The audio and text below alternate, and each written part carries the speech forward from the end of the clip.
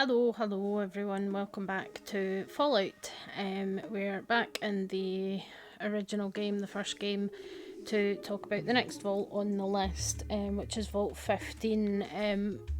Vault 15 is quite an important vault for a couple of reasons, most notably that it is the kind of source for the people that started the New California Republic, the NCR, which became a pretty significant faction in the area around California and then into sort of Nevada, into the Mojave Desert later on. So we're here at Vault 15, so Shady Sands is here, and then Vault 13 was over here. So let's head inside.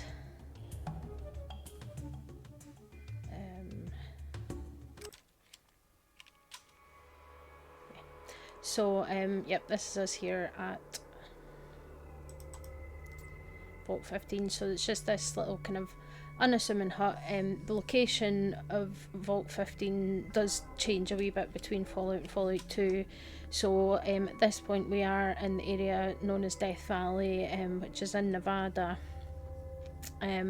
Called that because it's one of the hottest places in the world, and not the good kind either. Right, now we're inside the cave.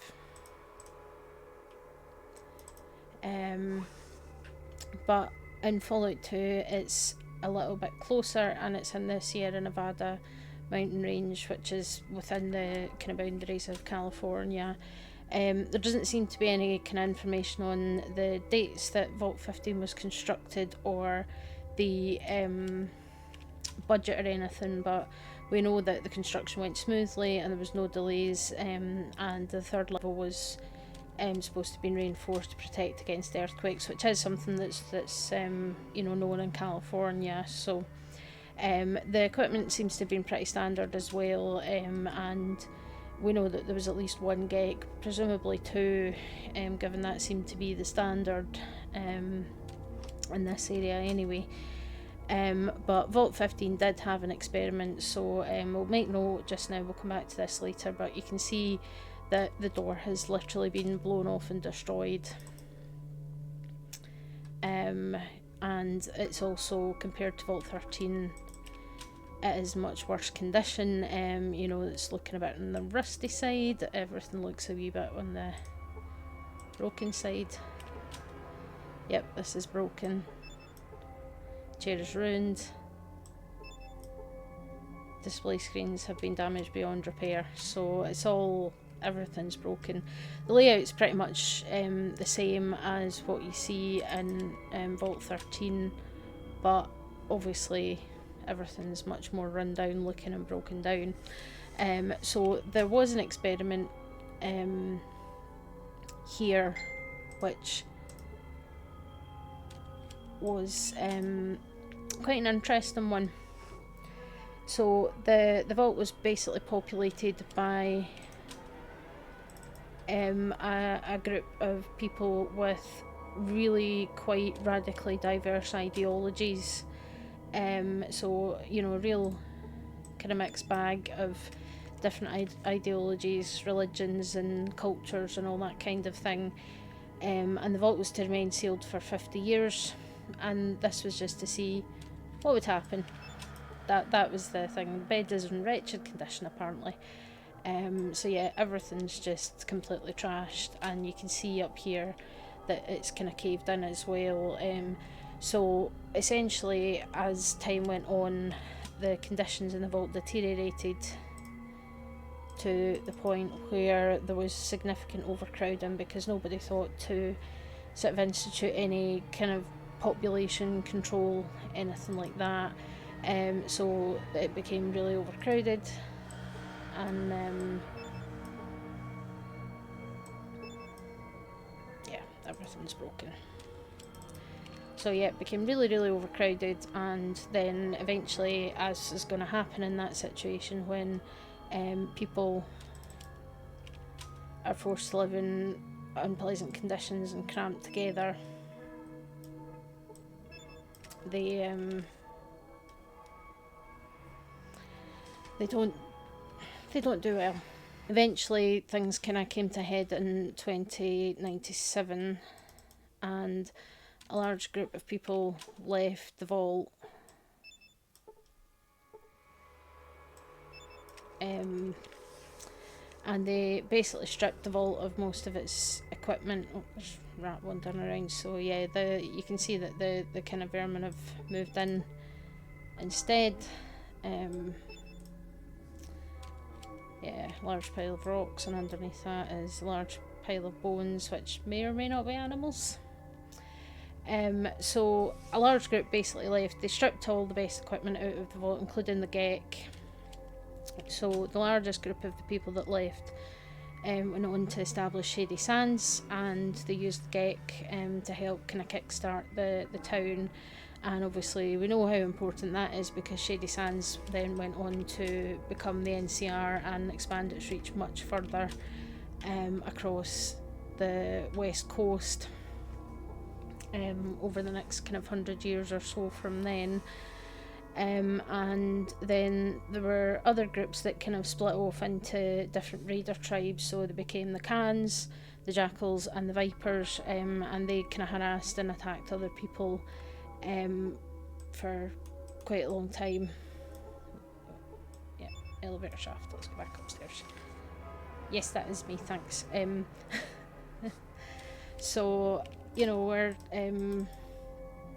there's a lot of it's kind of cut off here, but a few people tried to stay in the vault and live and just live here, even with everything kind of being taken by the people that left. But then eventually somebody from outside attacked the vault and caused all the cave-in that we're seeing here. So you can see there's rocks coming through a doorway. So both level 2 and level 3 have been I love these snarky comments in there. Yeah, so the place ended up being abandoned, and when you come here, and this is the first place that you're sent to look for a water chip, because it's the nearest vault to the Ure vault, so that kind of makes sense. But the place has been abandoned, and you don't find anything except a bunch of rats and mole rats. So you know, it's kind of a shame, really. So it's kind of important in this game is that it's the first place that you're sent to, so it's where you kind of start to get an idea that not all the vaults kind of worked out well, like Vault 13 seems to have. You know, that you kind of see that, okay, things didn't go great for other people, and things have maybe kind of gone to hell a bit in the wider world. And it is also important because it does mean that, you know, Shady Sands exists, and that's been established, so we know and we know how important that is, because the NCR do become a major player in the West Coast and become quite important to the world.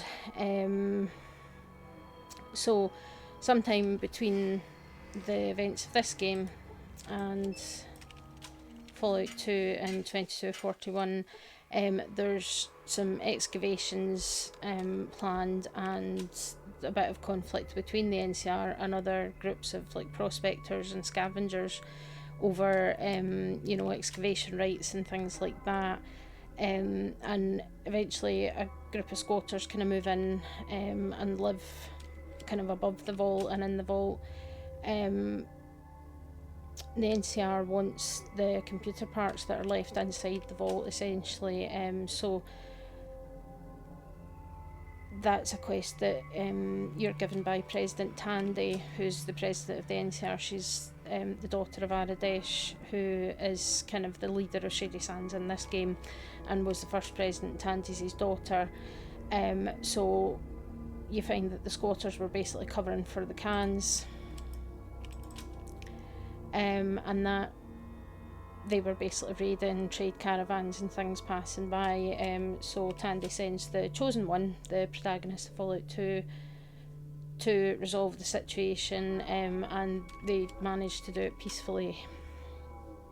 And that means that the squatters end up being kind of integrated into the NCR and becoming productive members of society.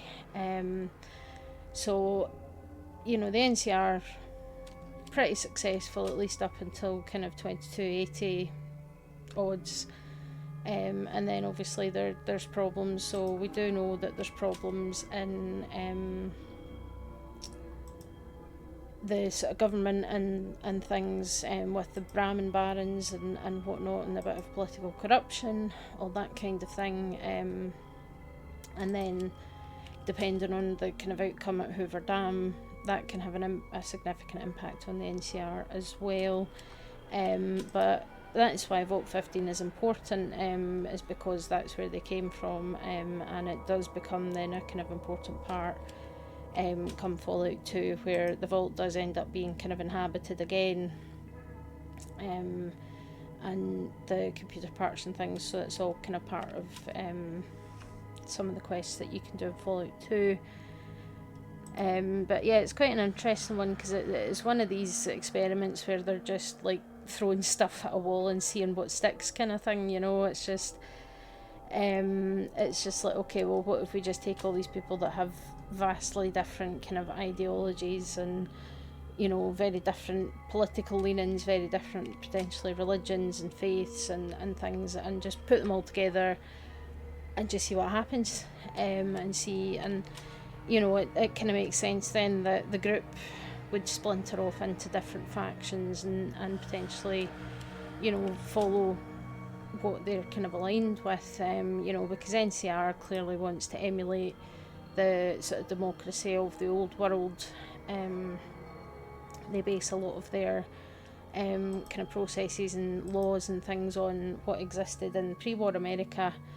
The Khans, in this game they are raiders, and certainly they do seem to kind of style themselves a bit after the kind of Mongolians, except without the kind of cavalry and the horses, I suppose.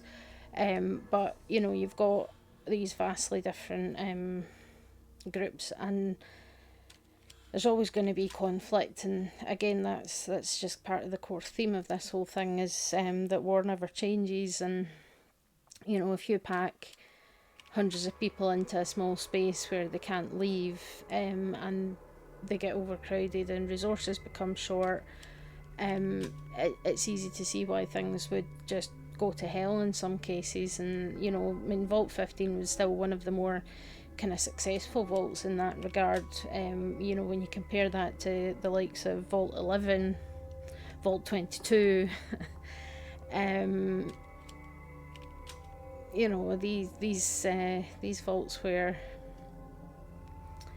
really horrendous things happened, and Vault 22 especially, like that had some real consequences, for the wider world, which you can learn about from Honest Hearts.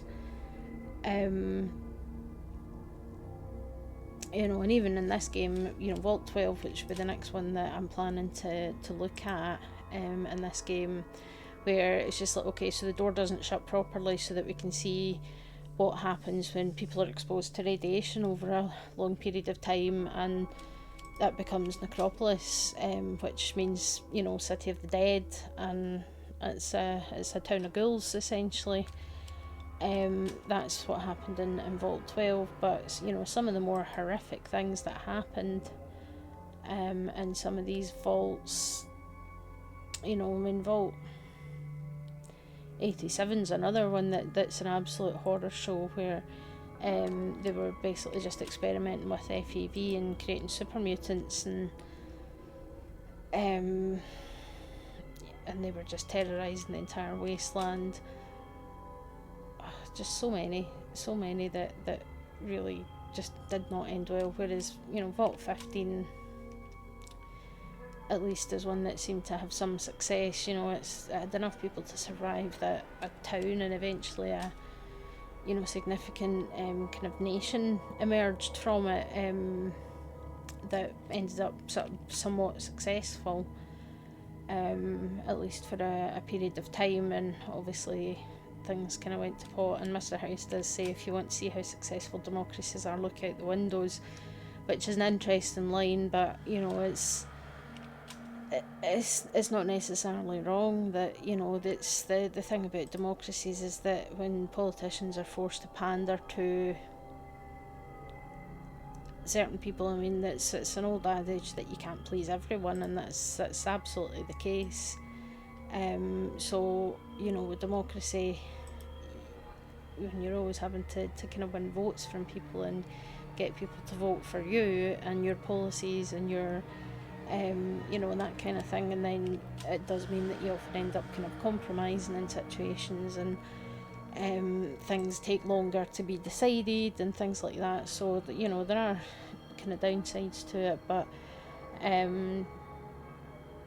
political ideologies are always going to vary so much between different groups of people. It's just the way politics works, really.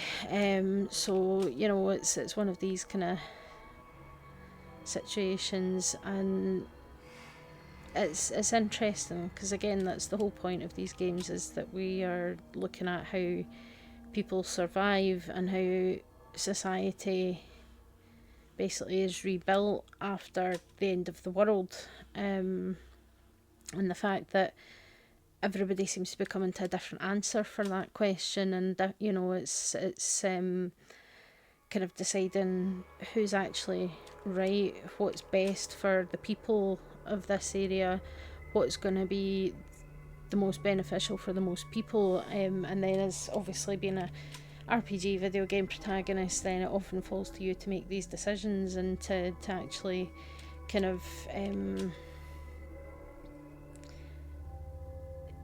kind of create the new future for the area, and to kind of make things happen the way you want them to happen. And that's one of the differences between storytelling in video games versus storytelling in like a book or a movie or something, is that every story, especially in RPGs that are so open-ended like the Fallout series, every single person's story, every single player's story is going to be different, and I think that's what's so interesting about it, because Fallout especially really does push you into making some really, really difficult decisions, and it really makes you examine your own moral code, your own ethics, and your own kind of beliefs, and challenging these as well, and sort of saying, is that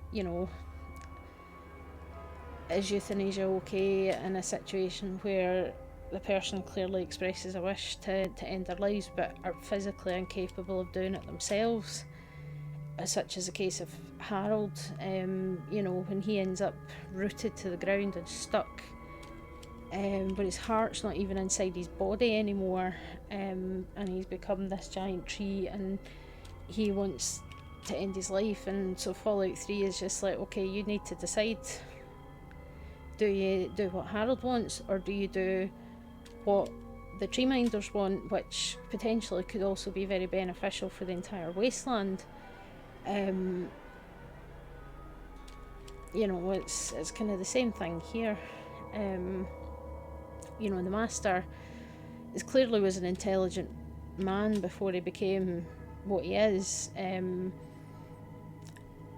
the only way to kind of talk him down is to give him irrefutable proof that the unity and the whole kind of plan that he has to turn all the humans into super mutants is a dead end, because super mutants can't reproduce, they become sterile, so it does mean that eventually there's going to come a point where they all die out, and that will be the end, because even if they don't die of old age, there's massive numbers of terrifying creatures in the wasteland. There's deathclaws, there's rad scorpions and things, so eventually there'll be nobody left, they'll all die, and that's going to be the end, because there'll be no way to, if you convert all the humans, there's no way to make more super mutants. So it's an interesting one, but yeah, so Vault 15's experiment was kind of tame compared to some of them, but you know, interesting and important really to the wider wasteland.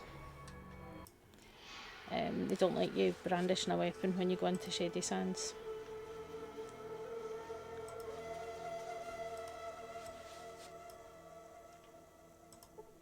Okay. Fair enough. Oh, there's dogs. But yeah, so you wouldn't have Shady Sands, and without Shady Sands there'd be no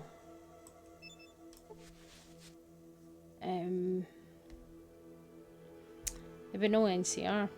So the showpiece of the Shady Sands Square tells stories to remind people of hope and peace. Yeah, so that's a look at Vault 15, which did have an experiment, although a reasonably tame one in comparison to some of the other vaults that we're going to get into, and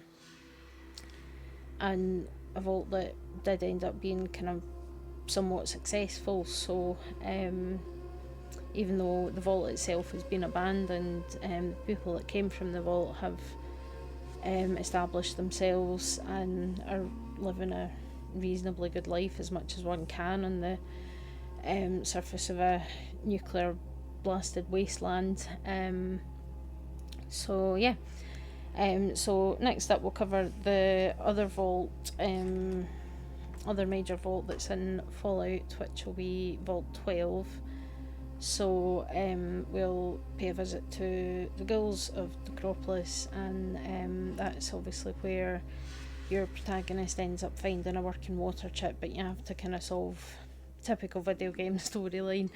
They can't help you until you help them first. The usual kind of nonsense. So we'll get to Vault 12. I need to play a bit further in the story on this save file to be able to do that. I haven't actually got very far in this playthrough, but we'll get that done, and we'll cover some more vaults in the meantime. I have got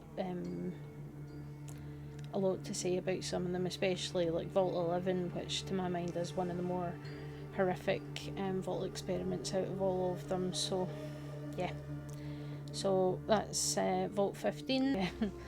Thanks for listening, thanks for watching, and I'll see you next time. Bye.